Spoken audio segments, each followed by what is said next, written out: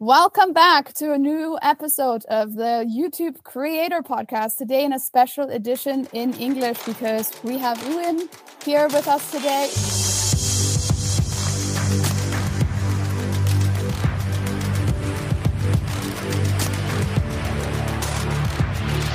Can you please, first of all, tell me exactly how to not embarrass myself and pronounce your name correctly?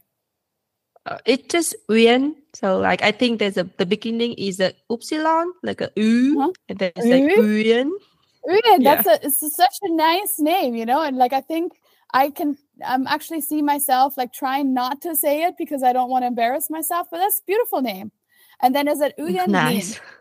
Yeah? Yeah, exactly. Uyen Ninh. Yeah. Okay, does that mean anything in Vietnamese? Well, Uyen, I think my grandparents named me that. Uyen is like a person with deep thinking, and Ninh is just our last name because we hope for a peaceful life, and Ninh means peaceful. Okay, well, they got that correctly, right? They probably they did not see coming what happened to you. And just to recap for everybody who maybe doesn't know who you are, you kind of started doing short form video during the pandemic, and then what happened? Well, it blows up and out of expectation. And I started doing it at the end of 2020. I didn't expect it to go this far. So it's a pretty fun journey, I would say. And what was your first video? Oh, it's a long time ago. I think the very first one was just a random video of me opening a chestnut. But then I think one of the first viral video related to Germany is a video of me trying to collect items from an Audi cashier because they are too fast. And then it has 500,000 views. And that has to be one of the first video I have ever made on social media. Yeah, well, because you are already talking about this a little bit now.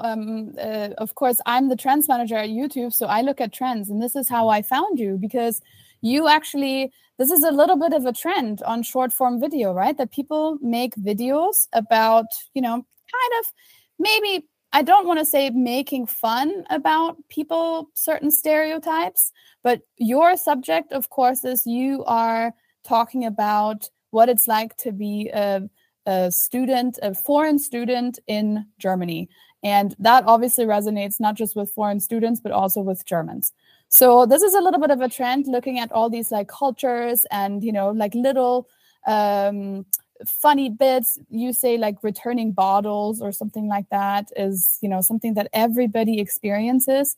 But for Germans, it's, probably something around rules or how did you come up with this idea of, this is what I'm going to do with my content? I'm going to kind of make fun of Germans a little bit. Well, it's just that when I started making content, I wanted my content to be a little bit more educational and informative because I was shy and I don't think of just making a vlog out of my life. So my life cannot be the main content. So I'm trying to think of something which is not about myself, but still related to me. And I was like, okay, I'm a Vietnamese. I live in Germany. I have a lot of cultural shock about this country. And I think it would be fun to make videos about it so that people could learn a little bit about Germany from a Vietnamese perspective. And then that's how I tried out. And then it's working very well. So that's why I thought, okay, that could be something I could do in the long term. Yeah, because you're kind of the queen of this, right? There's other people that do this, but you're kind of the queen of making short videos about, what it's like to be a foreigner in Germany. Of course, I mean, I am not a foreigner in Germany, but I see your content and I relate to it from a perspective of, this is funny that you are experiencing Germany through a lens that I can't, I'm never going to be a foreigner in this country. It's difficult to say. I would say it's a pretty chill experience.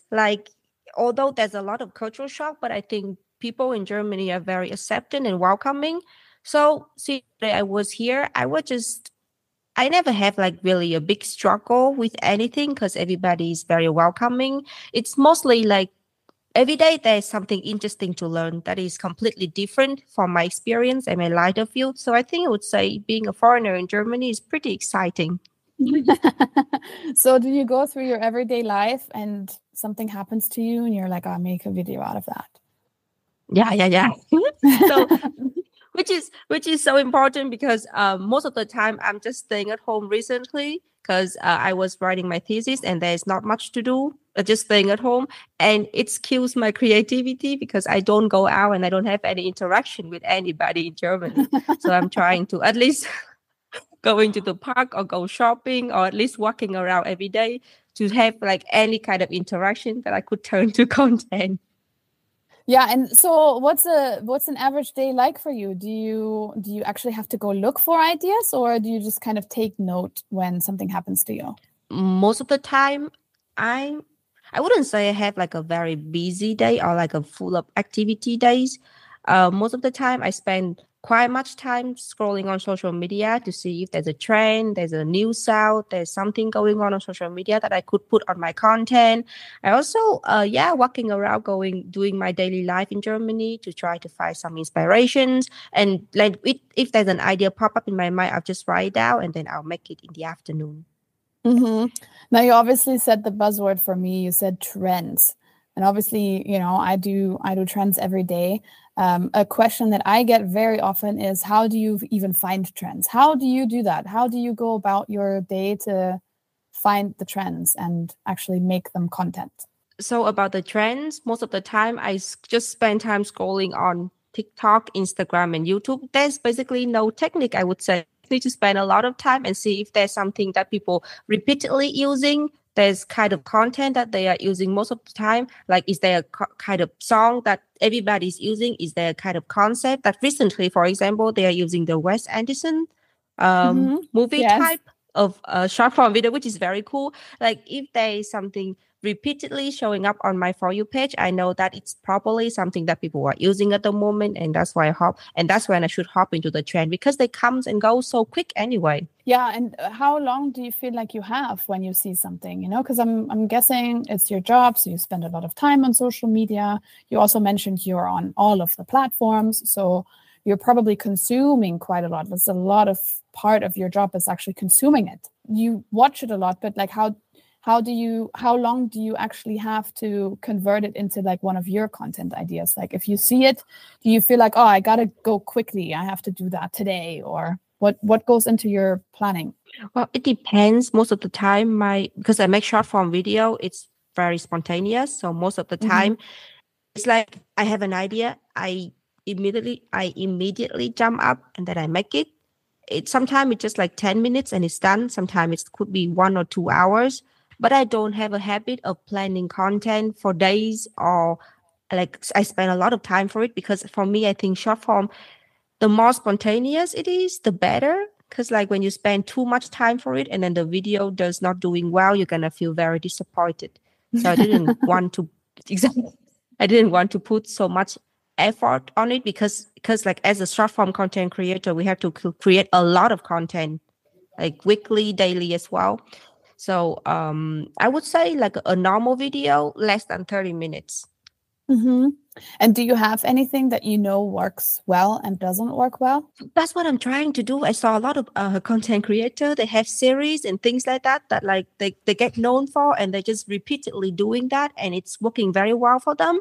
I wouldn't say I have something like that, because for me, I like to challenge myself, which is not a good thing, I would say. Because when I make something good, I don't want to repeat it because I feel like it's repeatedly and my audience would get bored by it. But I don't think that is the truth. It's just something that I have to keep working on with myself. So so basically, I don't have like a format, but I have a gut feeling like, okay, I know that this video is going to pop up for sure. I know that this video is not going to do well, but I'm going to make it anyway. It's just the gut feeling, I would say. Okay, and so do you sometimes make videos just because you want to experiment with some new idea that you have, but you don't necessarily think it will do well?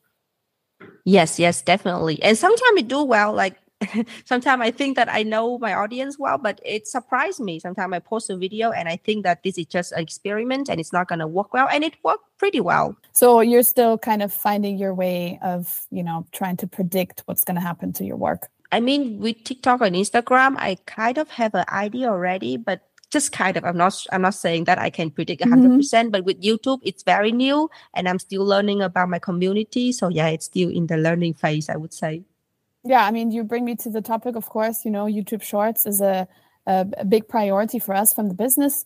And of course, you are working there really, really well. Like, how many subscribers do you have on YouTube now? I think I have like more than 700,000 now. Yeah, which is insane. That's a huge number. This kind of number back in the day before there was short form video, this would take months, years, sometimes decades, So, and you've not been around for over a year and a half because obviously the product didn't exist then. So well done on that, first of all. And now you have also started doing long form videos though.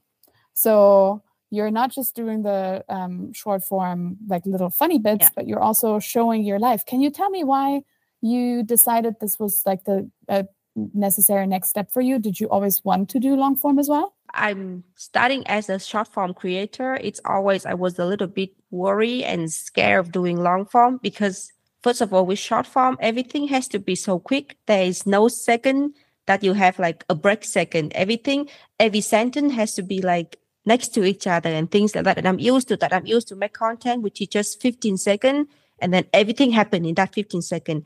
And when I think of making a 10 minutes video, I get pretty worried and I'm not sure if I can even do that. But I chose to do it because I think it's a great way to let my community know more about me. Because with a sketch video, with a funny video, or with a short video of 15 to 30 seconds, it's hard to have a personal connection with your follower, with the one who watching your content. And with a long form video, I have more time to show them who I am, to do things that I want to do that I cannot really do on a very short video. So that's why I decided to also making long form video as well. Mm-hmm. And what goes into your planning for a long form video? Because I noticed you don't just do the German stereotypes in your long form video. Yes. Because honestly, it's really in the testing phase. I'm still trying. I mean, whenever I have an idea, I'll do it. I didn't really have like really a clear plan of exactly what I'm gonna do. And I want to, in the long form, I want to let my follower know more about me and not just like, oh, this girl, she make content about life in Germany as a foreigner. I would like them to know like, oh, this is Uyen and she is this kind of person and this is her personality and this is her life. I would like them to care about me a little bit in a personal level as well. And that's why I don't just focusing on like stereotype life in Germany comedy bits in long form video. Because if you want to see that, you can just go to my short form. I have like hundreds of video about that already anyway. So you try to not have anything repeat. You do new ideas and, at some point, maybe you'll run out of your stereotypes. Is there already, ideas for new formats, or are you kind of experimenting with new ideas in different formats? That is what I'm worried about as well, because I think at one point, I wouldn't say like ideas about life in Germany would like completely run out, but I would think that it's going to be too repetitive. So I'm testing with like content idea about cultural differences between Vietnam, Germany, mixed couple relationship, because I have a German boyfriend and we talk a lot about that and my audience loves that. I also think about just like normal daily life content, which is like, just like a little bit mainstream about something funny about my life. I would talk about that too. And I wouldn't say like vlog of my life, but if I once in a while, I would make something personal about myself, and I think it would fill up the schedule until now. In the long run, there is no plan yet, but I'm still testing with a lot of different formats and see which one is working the best. Mm-hmm. Why do you think people watch the videos about you? Like, what is it? They clearly love you. So what do you think they love about you so much? I mean, other than your various robes, of course. Because you always like, it's very funny for me to watch because you are, and I'm sure this is what people think. They probably see you as one of them because you are, you're you're not wearing lots of makeup, you're in your robe sometimes, you're in this like real life situation with your boyfriend, now fiance, and they relate to you, and although it's like kind of funny, but they must have like a personal connection to you from their own life. But what do you Thank think? you. Yeah, what do you think is the appeal of your story? Well, I think that I'm trying to keeping it real. I'm trying to be honest with them, and I'm trying to deliver something that can make them laugh every day. So if they are in the same boat with me, foreigner going to Germany, I'm basically telling the same experience they have in a funny way so that they can reflect. So thanks to that, they have connection with my kind of content. And I also think that if you go to my channel, I'm just trying to like being me and being simple. And I think my audience appreciate that. So when they watch me, they feel like it's refreshing. That's what they said. They said it's refreshing to see my kind of content. And that's why they stick around, I think. So do you think the people watching your content are foreigners in Germany? Or do you think it's other people as well?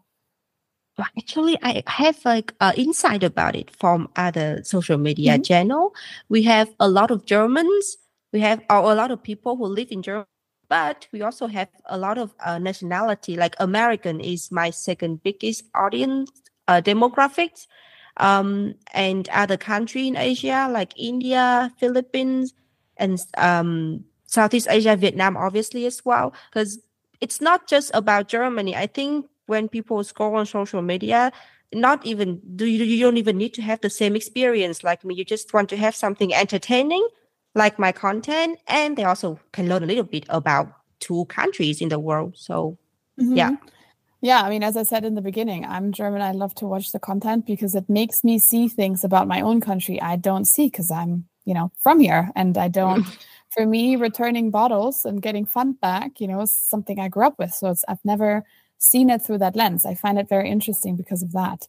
But yeah, I'm wondering, because of course, if you have many people watching from Asia or Americans, like what do you think they're watching it for? It's just interest in you. They're not necessarily looking at, moving to Germany themselves. I could only speak on my experience. Like, I'm not planning to move to Italy, but I follow a bunch of like content creators talking about life in Italy.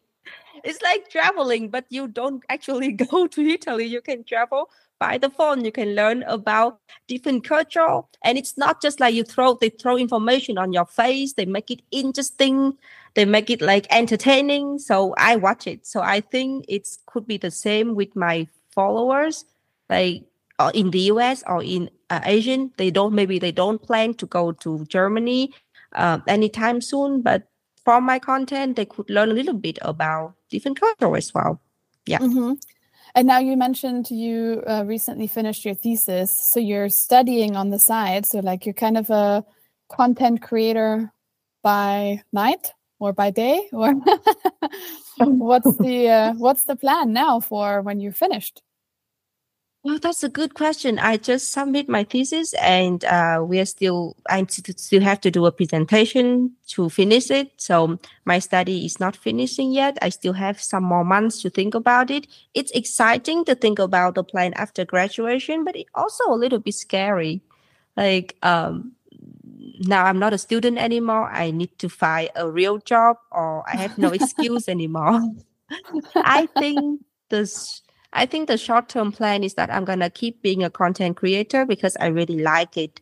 And because now I don't need to spend time for studying anymore. I can spend 100% of my time for creating content. So I will definitely focusing more on creating long-form YouTube video because it takes a lot of time. And I couldn't do that often when I was still a student. But now I can have enough time to start doing more long-form YouTube video. And I'm very excited about it. Do you have any exciting plans for that already that you can share, or is it more of you're still finding it, you can't tease? Yeah, I want to make. I'm thinking of a series that I'm trying to make like German food in Germany, but like by myself, and then I will let my boyfriend test it out. And I think it's gonna be pretty exciting because my follower is somehow really interested in food. Yes. I also want. Yeah, they love it when I talk about food. That's interesting. How did you find that out? Well, because I'm interested in food, so sometimes I post food content, and they were like, "Yeah, I want more recipe. Give it to me." So that's how I know. And I also think of making comedy content in a long form. I tried that out with one of the latest video I post on YouTube. It was like a comedy sketch of like several small comedy sketch mixed together. So it's about like 6 minutes long. Take a lot of time, but it's very fun. And I think I could do that as well. The problem is it's take a lot of time compared to a normal YouTube video when you just sit down or you just cook something. But I think it's challenging, and it's also something I and my audience would love that. So, yeah. Uh-huh.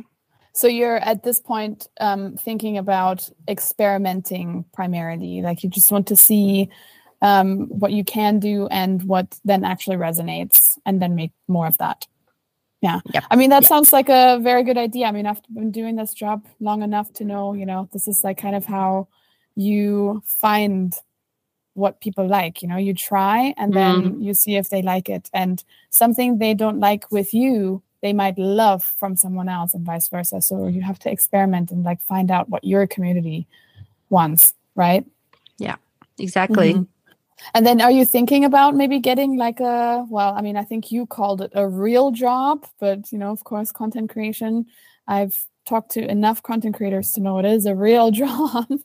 It is. But what did you think you were going to do before this came up? Well, I have a master. I plan to have a master in economics. So I thought I would just work in a corporate job. I worked corporate in Vietnam for 2 years. So I thought I could do that for the next 60 years. No, it's 60 years, 40 years, which is not exciting. Let's see, maybe 60. Which is not exciting, but I can do that. But seriously, I definitely think that I like this job way more. Time is more flexible. I'm working for myself, and I could be as creative as I want. I'm the boss of myself, which is not a good thing. But I'm glad that it turned out this way. It's way better option for me, I would say. Yeah, so you want to do this as long as possible. It's always funny when people say like, well, you couldn't have wished this as a kid because when you were a kid, this job didn't exist. So, of course, we know that a lot of children nowadays want to become content creators. Can you also maybe share something about like the challenging things about being a content creator? Is it just all fun and games, or is there aspects that you actually find challenging? Okay, first of all, I have to say this is a very privileged job. But there is also a challenge. And I think for me, the biggest challenge is that it's very lonely. Most of the time I'm doing this thing at home. I'm filming videos at home. I came up with the content by myself. I post it and I answer the comment. Everything is like alone by myself. So there is nothing like a team group where you can brainstorming, exchanging idea and stuff like that. And then if there's challenging, you have to like overcome it most of the time by yourself. Now I have manager, so it's obviously way better. But before it was a very, very mentally challenging part that I always have to be alone. Also, being a freelancer in Germany in general is very tough. There's your content idea. Oh gosh. But like I couldn't even turn that into content because it made me too angry. Like there is nothing fun about that to make it funny or something. It's very tough with like paperwork, especially the taxes. I still don't know what I'm doing with the taxes. It's so complicated. I'm German and I don't know what I'm doing. It's so complicated. Even I think sometimes I look at it and I'm like, how is someone who just came to the country doing this? So yeah, your perspective is insane to me. Exactly. That's really crazy. So there's days I just spend hours of doing taxes instead of making videos. And I thought like, if I cannot make videos, I don't even have income to do taxes. So what is this? So yeah, I think that is the two biggest challenge, I would say. And also being a content creator, it could be, if you don't take care of your mental health, you could be burned out very easily because especially with like short form video, what I'm doing at the moment, I need to do videos almost every day. And since I want to have my video, like the one that comes after should be the same or better than the one that comes before. So I always have this kind of challenge for myself, which is pretty stressful, which I shouldn't feel like that, but it happens like that, and it stressed me out a lot. I'm still dealing with that though.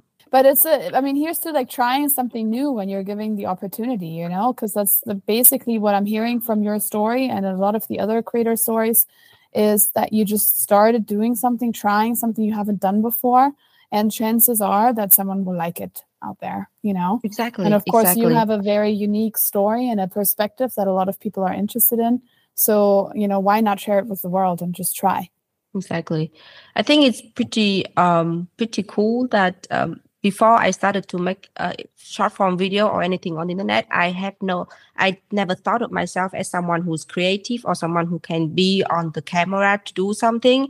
And then once I started to do it, and it was not even good at first, but then if you keep starting to do it and learn from your mistake in the past, you can get pretty good at it. And it helped me to believe that people are like, I can do almost everything as long as I start doing it.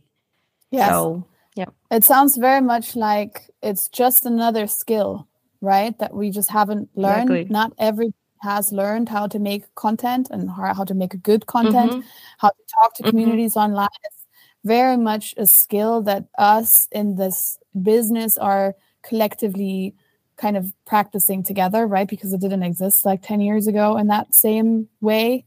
So it's like going to the gym, you just continue doing it, and then at some point you're in shape.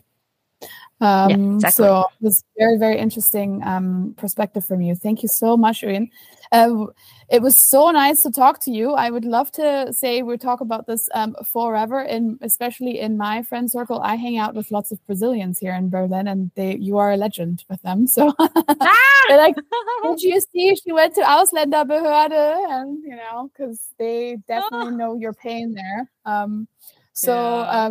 It's been super, super fun to like talk to you about this.